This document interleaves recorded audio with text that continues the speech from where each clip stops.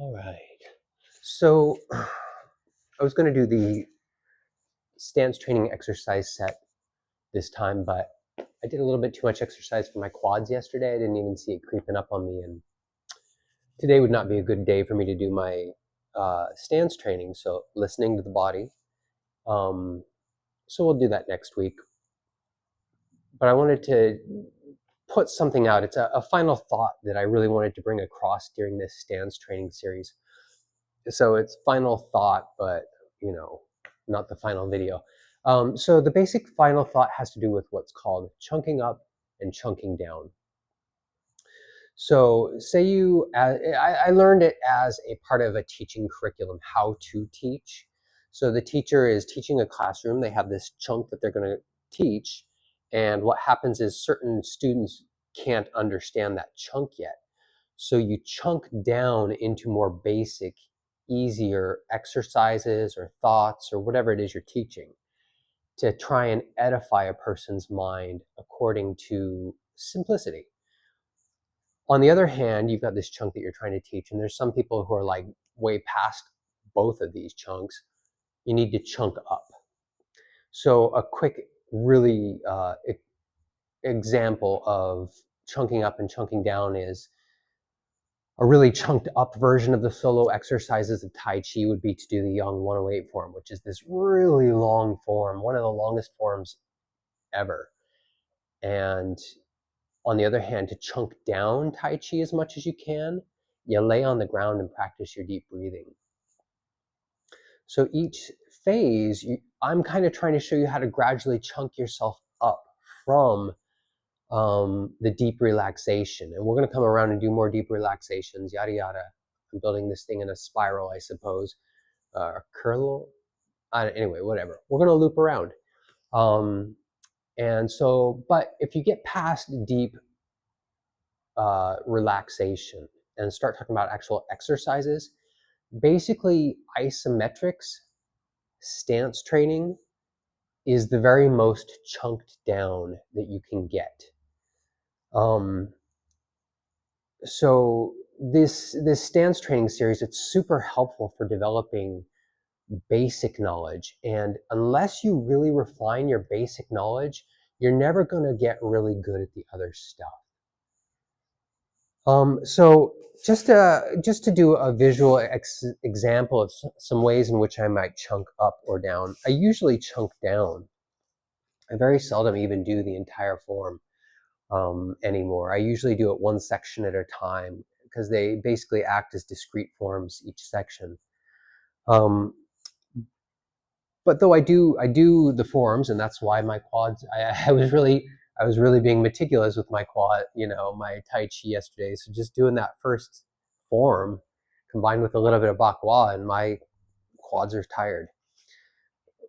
But I think I've drawn across the concept, but I just want to show a visual thought. So the most chunked down exercise we've got is our Wu Qi.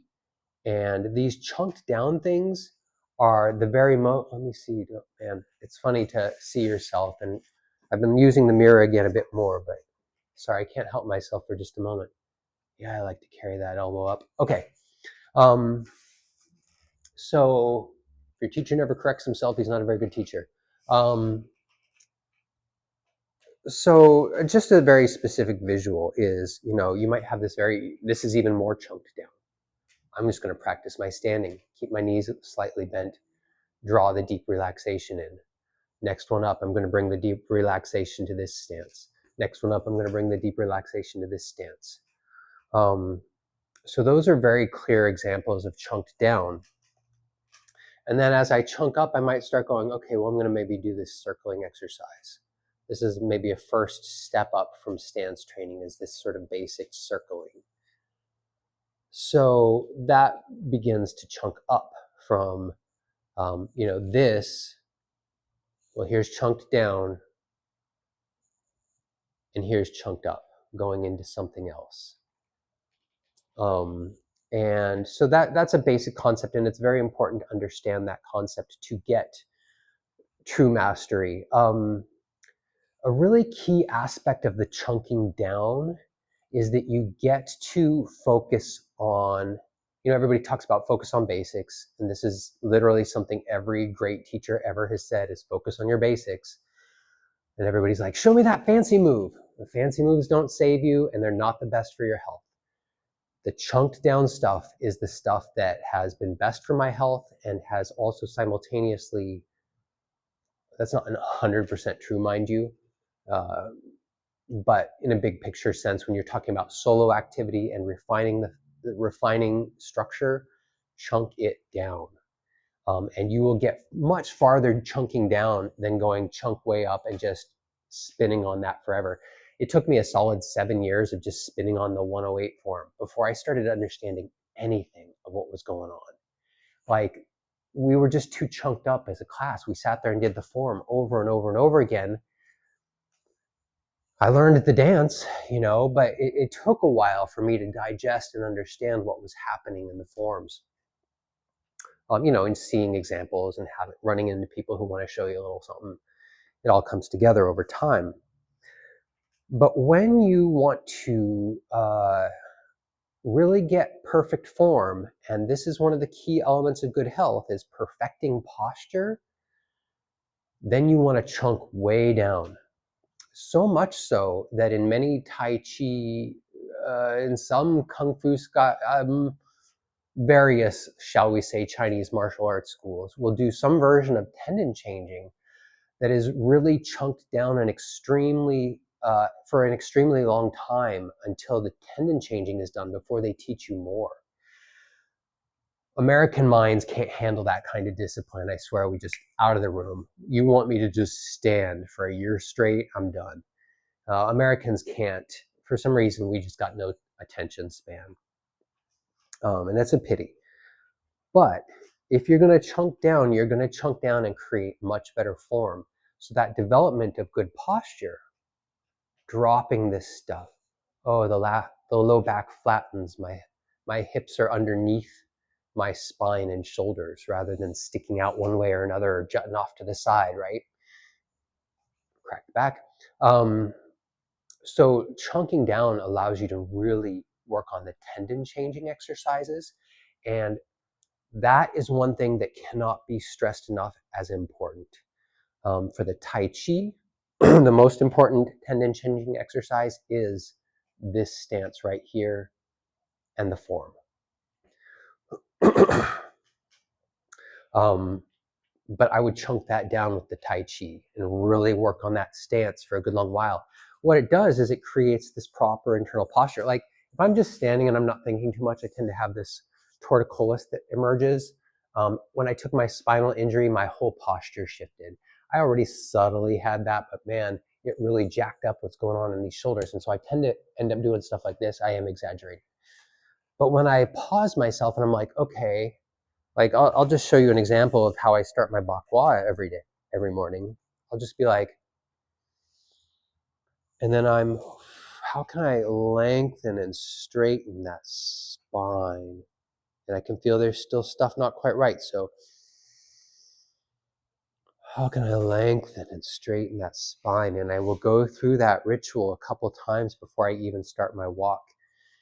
And sometimes when I'm doing my bakwa, and this one's a great one for talking about chunking down, because you've seen the basic circle walking is considered the most chunked down traditionally, but you don't have to even chunk it down just that much. You can take a stance, right? And in fact, in some bakwa schools, they do practice this wuchi stance as well. But I'm talking about just holding one of these guys, right? Holding this guy for a while, to the next one, maybe swap to the next one. But I might even do something more. I might just practice shifting my weight without taking it all out. Sometimes my leg and hip hurts and it's tired and there's stuff in my spine that's out, that's contributing, and I'm like, right? And so the idea of shifting all my weight into this leg yet doesn't sound good every morning. So sometimes you'll just see me doing this while I'm waiting for my water to boil for my coffee, and or once my coffee's brewed and I'm gradually drinking it down. Just this basic shifting of the weight. You can't quite see there. Let me pull back my feet just a little so you can see this. I think you'll be able to see my heel. Yeah. So what I'm pointing to is I'll be holding one of my stances, and then I'll just literally lift a heel, swap back. I'm lifting the heel by dropping my weight this way and relaxing. The heel comes up naturally in my body. Might not happen for everybody, but it happens for me. So I'm not actually lifting my heel. I often say things like, I often language poorly some of the soft stuff. I'm sinking my weight, and this leg comes up just because of the way the dynamics in your body shift. Other things, I might just sit there and practice my crane stepping without walking the circle. I'm a little bit crooked, askance to the camera there, so bear with my, shape, but I might just do this for a while without even walking the circle so that I can just chunk it down, really look at some details. Sometimes I'm having so much pain, even just putting this weight into this leg is such hell. And I'll just be like, okay, well, how can I sink that knee, until it's at a nice proper, so how can I sink that knee and put all the weight in it so that it's in a nice proper depth for training. So anyway, don't be afraid to take things apart. Don't be afraid to slow it down, and don't be afraid to say less technique. Let's focus on this little detail of a technique. Just one more visual example. Sometimes when I'm practicing like a move like this, for example, from the Tai Chi, as I'm sinking back, I'll exaggerate so you can see something funky. So as I'm sinking back, maybe I'll start falling apart. This knee's collapsing in, shoulders jutting that way. I can feel my hips aren't under my shoulders anymore. Oh, well, I pause, hold this stance, whatever this stance even is. It's not a technical stance in the form, but how can I rest my tensions down into the earth? How can I join that deep relaxation stuff? And as I join the deep relaxation stuff, what tends to happen is my form tends to start to correct itself. I think the term in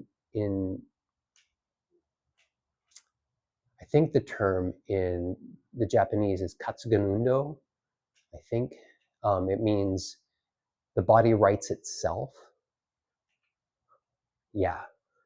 Listen to that deep relaxation, chunk things down, and work with the 4 principles.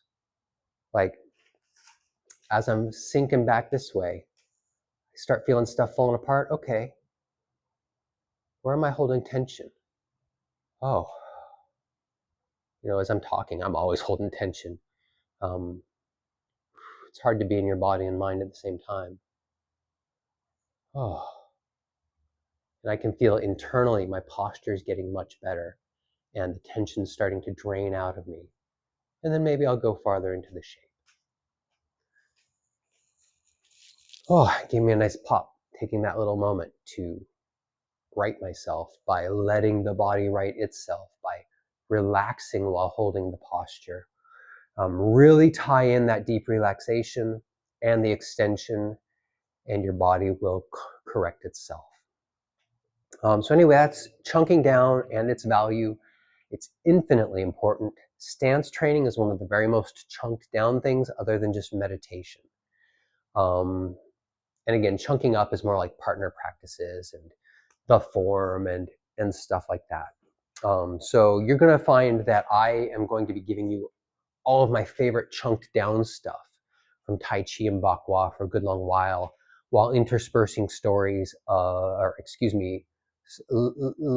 interactive lectures about deep relaxation and how it applies to movement and so on like that. And that's kind of where we're going to be going next after. We're going to talk about movement quality quite a bit next after this stance training video that's coming up. Yeah, I don't think chunking up requires any extra discussion. I think everybody's probably going to understand that fine. Let me know if it needs more. I doubt it will. Yeah, happy training. Hopefully I'll see you with not sore quads next week.